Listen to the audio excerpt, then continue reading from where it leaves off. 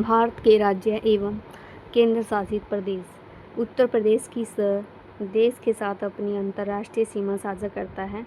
नेपाल के साथ लगती है उत्तर प्रदेश की, और उत्तर प्रदेश की सीमा नेपाल के साथ लगती है। नेपाल के साथ है 576 किलोमीटर की सीमा है, साझा करता है। उत्तर प्रदेश के जो 7 जिले हो गया, पीलीभीत हो गया, लखीमपुर हो गया, खीरी हो गया, बहराइच हो गया, श्रावस्ती हो गया, बलरामपुर हो गया, सिद्धार्थनगर हो गया, महाराजगंज हो गया, इनसे साझा करता है। पश्चिम बंगाल किस देश के साथ अपनी सबसे लंबी सीमा साझा करता है? ये कहता है बांग्लादेश। बांग्लादेश सबसे जो लंबी सीमा साझा करता है पश्चिम बंगाल के साथ। पश्चिम बंगाल, बांग्लादेश, पश्चिम बंगाल, असम, मेघालय, त्रिपुरा राज्यों के साथ सीमा साझा करता है। बांग्लादेश भारत के उत्तर पूर्व में स्थित एक देश है जिसकी राजधानी ढाका है। निम्न में से कौन सा देश त्रिपुरा के पश्चिम, उत्तर और दक्षिण से घेरता है? ये घेरता है बांग्लादेश त्रिपुरा को। 856 किलोमीटर की सीमा साझा करता है त्रिपुरा के साथ बांग्लादेश।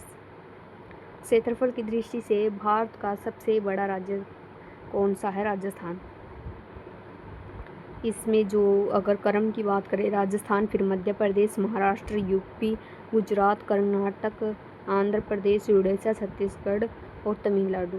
तो पहले हमें ध्यान रखनी है, राजस्थान तो ज़्यादातर पूछा जाता है, उसके बाद मध्य प्रदेश सेकंड नंबर पर है क्षेत्रफल की दृष्टि से बात करें तो। निम्नलिखित में से कौन सा भारतीय राज्य बांग्लादेश एवं म्यांमार दोनों के साथ सीमा साझा करता है? ये हो गया मिजोरम। मिजोरम की सीमा पूर्व और दक्षिण में म्यांमार, पश्चिम में बांग्लादेश और उत्तर में मिजोरम और असम और त्रिपुरा से लगती हैं। आंध्र प्रदेश का अगर गठन किस तारीख को हुआ था, तो गठन 1 नवंबर 1956 को हुआ था, क्योंकि आंध्र प्रदेश और कई राज्य ऐसे हैं जिनका गठन 1 नवंबर को, जैसे हरियाणा हो गया, तो सबसे पहले इसी का आंध्र प्रदेश का ही गठन किया गया था। और इसके अंतर्गत पोटी श्री रामलू हो गया, जिसने की भूख हड़ताल के दौरान की मृत्यु हो गई थी। जो तेलुगु भाषा को इन्होंने भाषा एक क्षेत्र के आधार पर आंध्र प्रदेश को एक नया राज्य घोषित कर दिया था। इसका गठन 1 नवंबर 1956 को हो गया था। आंध्र प्रदेश पुनर्गठन अधिनियम 2014 के द्वारा आंध्र प्रदेश 2 अलग अलग राज्य आंध्र प्रदेश और तेलंगाना में विभाजित किया गया। क्षेत्रफल की दृष्टि से भारत का सबसे छोटा केंद्र शासित प्रदेश कौन सा है? तो वही हो गया दादर नगर हवेली। ये हो गया लक्षद्वीप। लक्षद्वीप हो गया सबसे छोटा केंद्र शासित प्रदेश है। अगर बड़े की बात करें, भारत का सबसे बड़ा केंद्र शासित प्रदेश हो गया लक्षद्वीप। तो कंफ्यूज नहीं होना है। अगर हमसे पूछेगा कि क्षेत्रफल की दृष्टि से सबसे छोटा केंद्र शासित प्रदेश पूछेगा, तो हमें लक्षद्वीप को आंसर करना है। अगर बड़ा पूछता है तो हमें लद्दाख को आंसर करना है।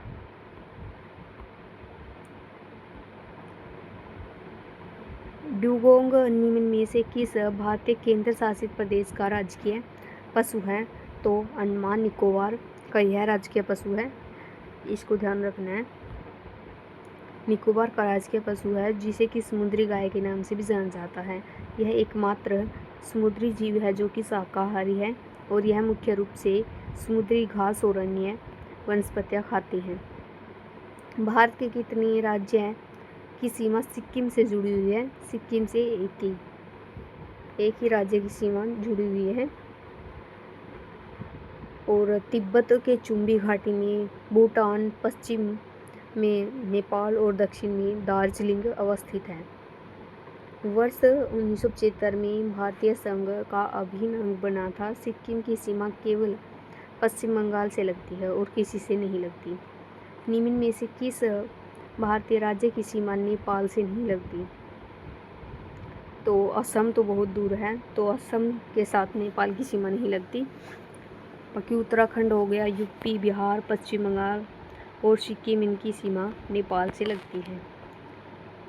भारत देश का सबसे छोटा राज्य कौन सा है? ये गोवा हो गया, और सबसे बड़ा राज्य राजस्थान हो गया।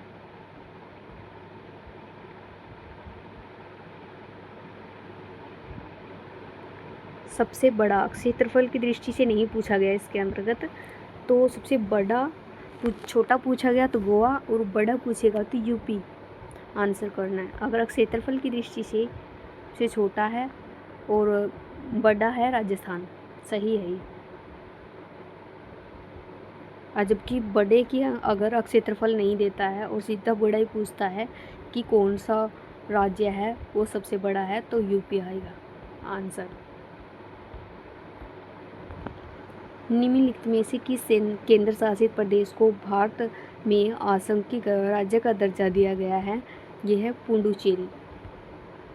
केंद्र शासित प्रदेश भारत की एक प्रशासनिक विभाग है जिसमें कि केंद्र सरकार द्वारा नियंत्रित किया जाता है, और यह एक प्रशासक के रूप में एक उपराज्यपाल होता है। भारत का राष्ट्रपति उसका प्रतिनिधि होता है। यह केंद्र सरकार के द्वारा नियुक्त होता है। केंद्र शासित प्रदेश दिल्ली हो गया, पुडुचेरी हो गया, जम्मू कश्मीर हो गया, भारत के अन्य 5 केंद्र शासित प्रदेशों की तरह संचालित नहीं होते हैं, क्योंकि इनके पास आंशिक राज्य का दर्जा है और उनकी अपनी विधानसभाएं होती हैं। भारत के केंद्र शासित प्रदेशों की बात करें तो अंडमान निकोबार हो गया, दमन द्वीप और दादर नगर हवेली हो गया, चंडीगढ़ हो गया, लक्षद्वीप हो गया, पुडुचेरी, दिल्ली, लद्दाख, जम्मू कश्मीर। निम्न में से कौन सा लक्षद्वीप समूह का दक्षिणतम भाग है? तो यह है मिनिकोय। इसमें 36 द्वीप शामिल है और इसका कुल क्षेत्र 32 वर्ग किलोमीटर है। यह भारत का एक केंद्र शासित प्रदेश है जिसकी राजधानी कावरती है। मिनिकोय जो एक द्वीप का सबसे दक्षिणी भाग है, इसकी प्रमुख कृषि नारियल है। यहाँ की मुख्य भाषा मलयालम है और जसेरी और महल है। भारत के केंद्र शासित प्रदेशों के गठन इसलिए किया गया क्योंकि वे क्या थे? वो एक राज्य बनने के लिए एक बहुत ही छोटे प्रांत थे। भारत में केंद्र शासित बनाए जाने का कोई स्पष्ट कारण नहीं है, बल्कि इसे कई कारण जिम्मेदार होते हैं, जैसे कि छोटा आकार, कम जनसंख्या, अलग संस्कृति और अन्य राज्यों से इनकी दूरी, जैसे कि अंडमान निकोबार हो गया, ये समुद्री क्षेत्र में पड़ेगा, जो कि प्रशासनिक महत्व और सुरक्षा की दृष्टि से महत्वपूर्ण स्थितियाँ इत्यादि। भारत में वर्तमान समय में 8 केंद्र शासित प्रदेश हैं।